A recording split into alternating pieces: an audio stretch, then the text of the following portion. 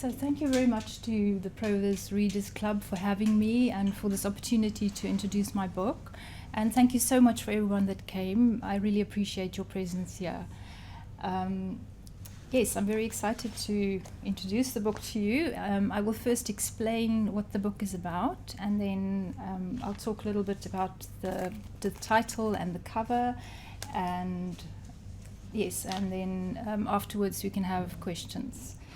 So, the layers between attempt to answer 3 timeless questions. Okay, the first question is, how did everything start? What are the origins of things? The second question is, what is the nature of things? It's that big question. And then, how did things evolve, or how do things evolve? So, in order to answer these questions, I had to challenge the Big Bang Theory, which is taken for granted by mainstream science, despite the fact that it's based on a very big assumption. So I tried to challenge the Big Bang Theory, but then also I had to use some empirical theories to base my thinking on, or my ideas on. So the theories that I kind of used, that I thought make sense to me, the law of conservation of energy and the law of thermodynamics, or entropy. And then also the ontological idea of panpsychism. I don't know if anyone knows about that. Okay, it's a theory that says all matter has a degree of consciousness in it. Okay, so that's what I based my ideas on. But in order to answer these ideas in such a way that it appeals to a wider group of readers or a wider audience, I wrote it as a work of literature. And I focused on the wonders of nature and how we as humans fit into all of this. So on the handout, you can see the structure, how the book was structured. Strange enough, I didn't plan to structure the book this way. After it's been written, I only tried to write down a little short summary of the book, and then I realized, oh my word, it's actually perfectly structured. So there are 12 essays and 6 sections of poetry. And I've used 3 kinds of archetypal narrators as speakers for the essays. So there are 4 organic or natural archetypes.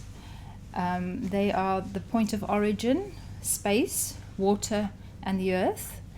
And then there are 4 mythical or spiritual archetypes, which is yin and yang, and a personal frame of reference, consciousness, and information. And then 4 human archetypes, or can also be the Carl Jung archetypes. The creator, the caregiver, the innocent, and the explorer.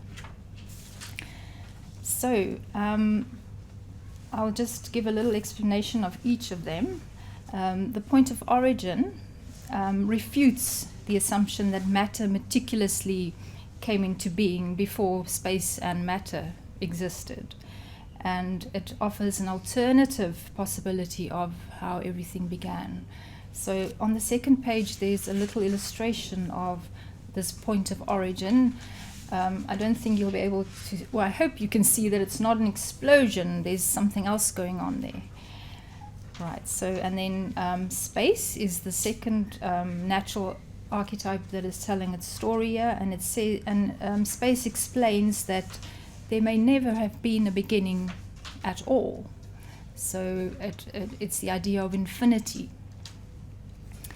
And then the second illustration is the continuum of matter and space, which the dark area shows that matter and space could be a continuum. The next archetype is water. So water tells a story of how the earth began, a new alternative story to the beginning of the earth. So I'm just going to read a little passage from the book, and water is the speaker here.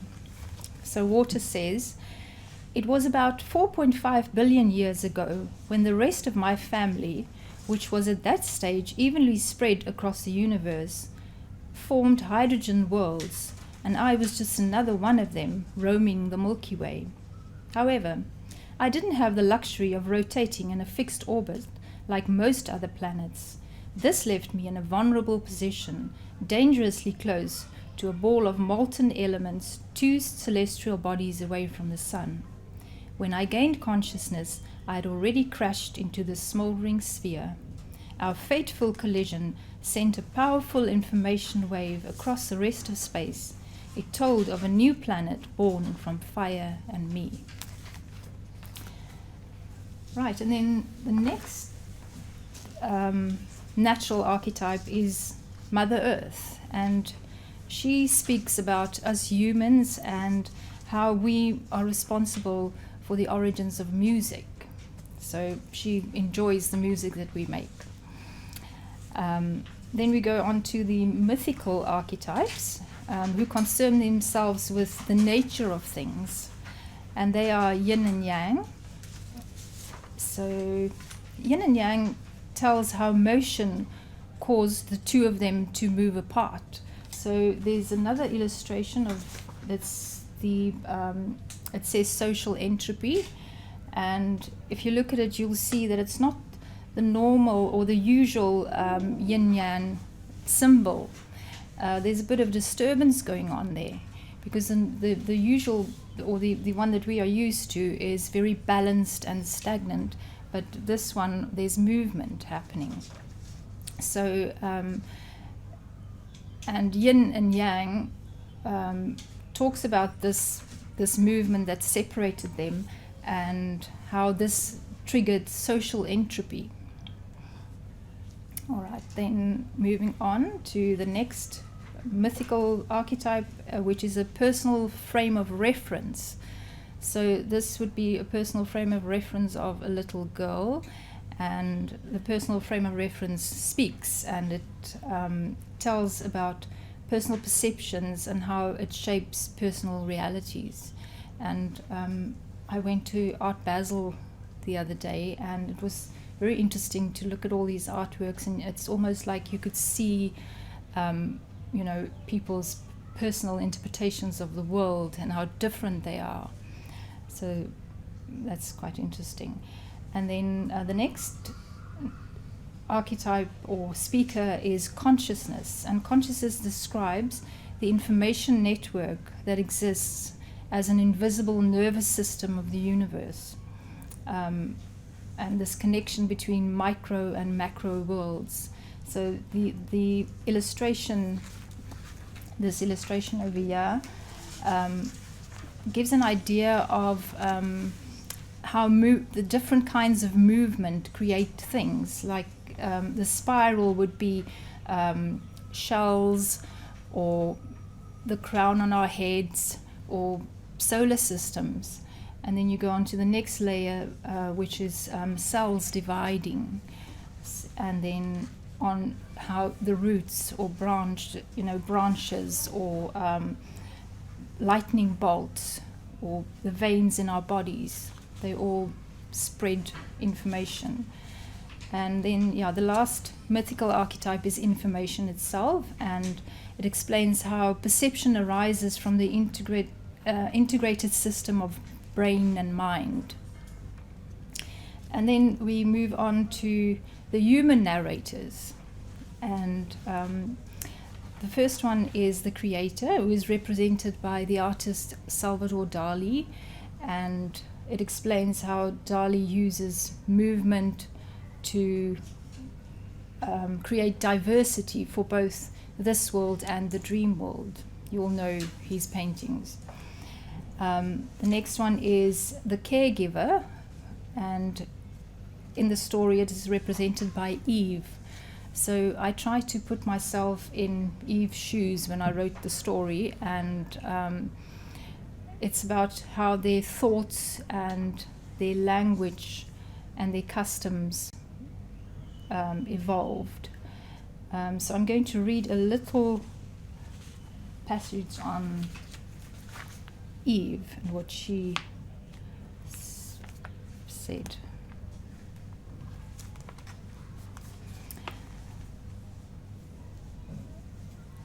Right, so they were in paradise, and then this is what she said. We were experts at body language, and our intuition was strong. We started labeling objects with specific sounds. Past and future tense did not exist, and neither did abstract words. All our thinking emerged straight from the instinctive instant of now. Our language developed at a remarkable rate. So after that, something happened, and then their language developed at a remarkable rate. We derived words to define our emotions and ever-growing imaginations. But as we became more aware, our perception of the world changed. So then something else happened, and even more changes in their thoughts and their language. We added a variety of dark, sinister words to our vocabulary and included past and future tense to accompany our language. We planned for the future and longed for the past. And then more things happened. They moved out of paradise, and at first we were enthralled by each other's new creations and discoveries, but soon it became a selfish display of mine is better, make your own. Nobody liked the extra manual labor that we had created for ourselves. We started exchanging material things as well as favors by outwitting each other with lies and clever schemes. Jealousy and greed became close companions. Okay, so then there's a baby that speaks, and it's to explain how consciousness arises. So it starts from the moment when the sperm enters the egg and how it develops up until the end of the first day. This baby explains what it experiences. And the last one is just a summary or a conclusion of everything that all these narrators have said, and it's basically the theory. And then we come to the 6 sections of poetry, and the first 2 sections speaks of the natural world, and I'm just going to read one poem from that section that talks about the natural world. It's about time and the fleeting moments in time. The life of a flower. The tension before the bud bursts. Then, effortless, the glory. An antithesis of the unseen, from admiration detached. When Zephyr reminds, all forms are fleeting. The first petal drops from the resistance. So the second section of poetry is about the mystical world, and I find the greatest mystery of all is movement to me. We all know about movement, we all experience movement, but nobody knows what movement is. So, and then movement creates everything. Without movement, there won't be any sound, there won't be any of these sensory experiences that we are having. So this one is based on our sense of hearing. The other side of silence. Listen to this species make love and rape. Hear them cage birds and free murderers. Ignore the famine grunts from their abundant world. Ear witness them pay to poach and beg to save. Entertain them with scores of violence and grace. Soundproof their orphanages and old age homes. Now listen. They managed to create something beautiful. Can you hear them music? Right, and then the last one is right back here where we are into the human world, and yet the human world is, we know it, we experience it, but still there's so much that we don't understand about the human world. So I'm going to read a poem all about that. It's called Mind versus Brain. My sister had a stroke. It was nothing like stroking a cat, more like a stroke of bad luck. Estimated that it, the stroke, twisted half her mind, then pinched it off with a clot, and now the leftover half confuses her brain with voided concepts. Hence, she speaks like a poet. People live normal lives with underdeveloped brains, even cope with pieces cut away.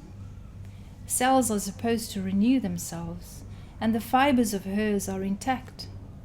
But her mind is trapped, a balloon in a door, halfway in and halfway out.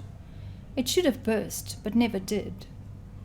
Sometimes babies are born like this, with minds halfway in and halfway out, and some of us age like rusting pipes, from which memories leak drop by drop. Other minds leave in a single pop. Okay, so then that's basically the whole book. We come to the title, The Layers Between. The title refers to those layers between opposites. So everything that we experience with our senses, we understand it by making it into opposites. So we see light and darkness, we see matter and space, and it refers to all these layers between those opposites that actually connect them into a continuum. So it's the layers between darkness and light, or the shades of colors, the scales of notes between high and low, the density scales between matter and space, and the intensity scales that we perceive as good and bad smells and tastes. And then the cover. Okay, so can anyone guess what this is, what this image is? Would you like to take a guess? Is it as electron micro photo of a sunny placement? Yes, it is a micro photo of something, but what is a something? Do I get a prize? Would you like to? Is it skin? Skin? Is it a leaf? A leaf? Hair. Hair? Is it a bug? A bug? It looks like a bug. Is it some dust? Dust. Spider's web? No. Okay, so most people that I've asked have given me these kind of questions. It looks like organic material. It looks like something that should be alive or that was alive. In fact, it can be no further away from something organic. It is a piece of blue tack that's been kneaded and stretched and stuck on sellotape and then photographed. I was going to say that next. Oh, really? Next guess. Sorry, missed the prize. Okay, so that's what it is. And this is to say that if you look at the picture, it's rather chaotic. You know, there's no structure there. It's like very much like nature. If you look at trees and you look at mountains, there's no symmetry. There's no structure. It's very much chaotic. But then at one stage, structure comes into the picture. So if you open up the book and this image is mirrored, you can actually see a lot of structure coming through. So if you look at the handout on the last page, That's the image. So in there, you can recognize things. People have said butterflies or yes, some bugs, or they're a lovely image that comes out of there, a structured image. And so I was very interested in the idea that, you know, something that doesn't make sense at all, and you mirror it and it becomes something that could be alive, or something that our brains can understand because it's structured. Yes, so that's it. If there are any questions, I hope. It's very compact. So what I want to say is there are so many ideas and yes, compact ideas in this book. It's intense, like you said, but try not to. You don't have to try and read it to understand it. Read and listen to the music and the sentences, and as you read along, understanding should come.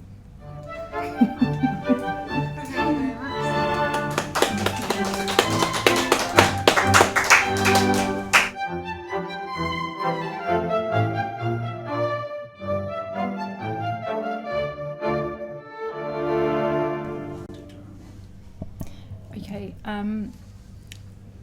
One of my subjects was natural science, so I was always interested in that. I studied it in university, and then just because of my interest, I read Stephen Hawking's books and Einstein's books and all those books, and I don't know, I just wanted to know how this works. And, you know, thinking about the Big Bang, they make this assumption that there were no space, there were no time, there was just this compact piece of matter, and it exploded. But how can something that doesn't have movement in it explode? And if there's no space, what will it explode into? You know, that kind of thing. And so I thought that starting from an assumption, it doesn't make sense to me. You know, scientists are very particular when it comes to finding proof for everything, but they would base this on such a huge assumption. So my idea was that my idea is the idea of infinity, that there was never a creation, but everything always existed. And the idea of infinity is a mathematical fact, so it's not based on an assumption. And yes, so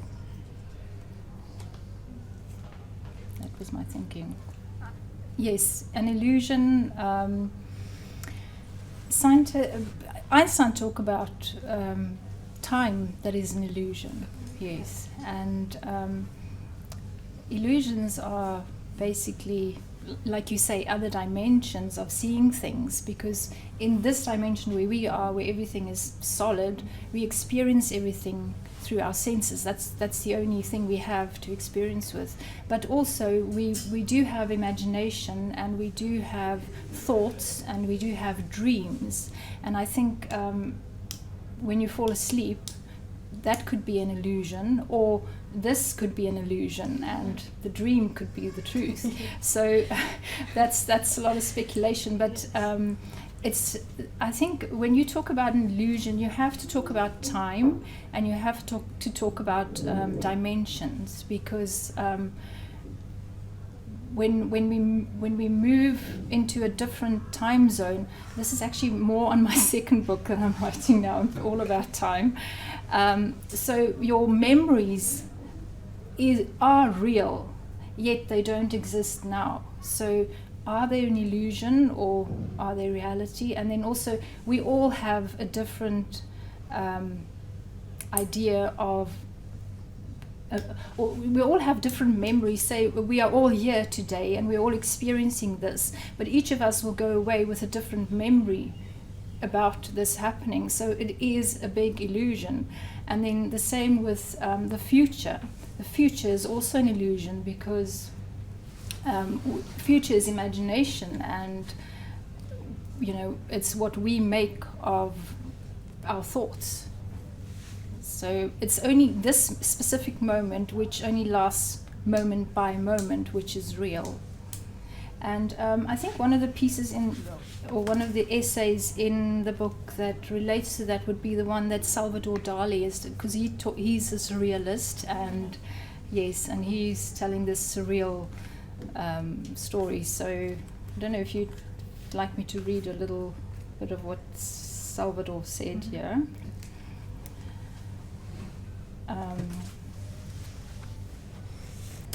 So he had this dream, and in the dream he was painting a landscape, making things, but he was like almost he was movement itself, creating these landscapes and people in his painting. And then he woke up, and then he said, so I've also used a lot of what he said. He was this very eccentric person, and he said, the next thing I knew, I woke up and experienced again an exquisite joy, the joy of being Salvador Dali. There are some days when I think I'm going to die from an overdose of satisfaction. And I ask myself in rapture, what wonderful things is Salvador Dali going to accomplish today? Then I grab my real paintbrushes, that's after you woke up from the dream, fevered to verify the experience in such a way that you should never doubt if it was true, since nobody can confirm or deny that which happens in the dimension of dreams, however real the artistry of making the effects of energy motion visible to this world. After that, I gave myself 2 more hours of activity before I took the other 22 back in dreams, because when we are asleep in this world, we awake in another.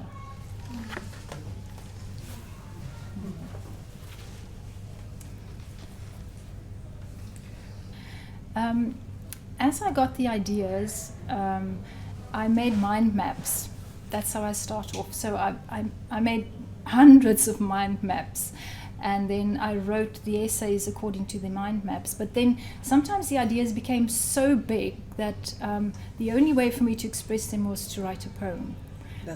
Because poems are very short and compact, and they say a lot, and even by writing the poems, sometimes I would be struggling with the concept while I was writing, and then I would write a poem because I had this all in my head, but it was difficult to put it down on paper.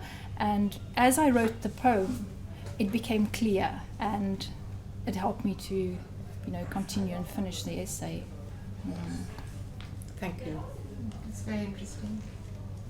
As I was writing, I know a writer should do this. You should think about your audience, but I actually didn't think of my audience. I just wanted to put my ideas down. But I started off writing the ideas almost in an academic way, and I didn't like. Actually, yes. Now, come to think of it, I didn't like that, and because there were just so many books there, and because I'm an artist and I do write poetry, I thought that's why I used the narrators to make it more interesting, and also that changed the whole story, and that way I could bring a lot of surrealism into the stories. And yes, it might be difficult for some people to understand, but I think if you read them and see them as stories, not as theories or explanations, look, I'm not a philosopher at all, then, like I say, you might understand it. Don't try to understand it, just read it for the enjoyment, and the understanding will come. I'm not a philosopher or a scientist. I'm very interested in science and philosophy, but I'm an artist. So I used my interest I expressed my interest in philosophy and science in an artistic way. Right. That's what I try, yes, to do. Thanks. Yes, that's very much like this image we're talking about. My mind is the chaotic one that just has all these ideas, and I'm not structured at all in my thoughts. Yeah. So, but the mind maps, like you say, help me to structure it. Right. And like I said, I was really surprised when I typed out the structure of the book to see how it actually structured itself, because I didn't plan it like this, it just happened. But I think this structuring part is actually catering to the needs of the readers. Yes. The reader yes. looks for order, Yes. Yes. so on, system, Yes. so on. So maybe to come back to what you said about the audience, I think the book will, somebody that is interested in these kind of things will read the book. You know, I don't think it will appeal to everybody, but the fact that there's a poetry section there will also open up to people that likes to read poetry. Yeah. Okay, so this poem is called Grounded, by the Hong Kong children. In summer, we will remove our shoes at beaches, swimming pools, or the front doors of homes.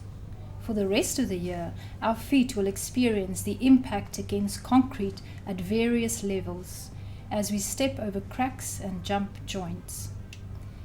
They will be safely wrapped in the latest autumn, winter, or spring collections, iced over with leather, flowers, tied up with neon laces, or platformed by squeaky soles and or flickering lights.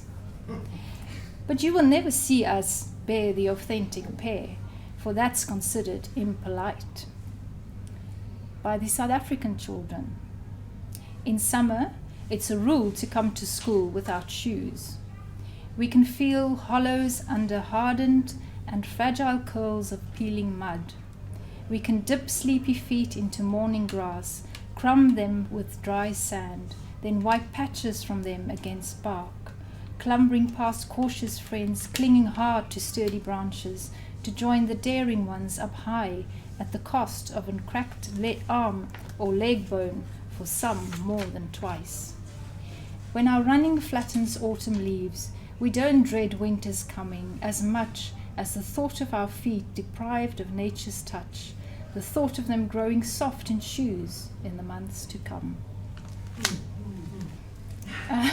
Right, it happens in different ways. I often wake up, and as I wake up, as I come from the dream world into this world, I wake up with a sentence in my head, and that would, some of the poems here would be the first line of a poem, is what just came to me, and I believe it's just our thought patterns that you know, when you go to sleep, your mind kind of structures all these different thoughts that you had throughout the day, structures it, and then sometimes you're lucky if you, in the process of waking up, to just find one of these mingled up sentences that are still finding its place, and that's a poem. So yes, the one line that I wrote was to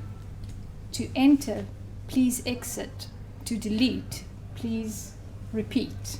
Yes, that was one of the very interesting sentences that I got. But otherwise, it's very much pondering on things, and then, but when I start writing them, and I try to write my sentences so that they make music, and when I do that, meaning comes through, you know. So I would then write something and say, oh wow, this is not what I was going to say, but this is actually what I wanted to say. So that happens automatically. I think it's also a process of the creative process that structures itself somehow. Well, I think that's quite a good point at which to end. So thank you very much, Celia. Thank you very much, everybody, for your questions and your responses and your attention. And Simon, for photographing us all and recording us. Thank you very much. Thank you.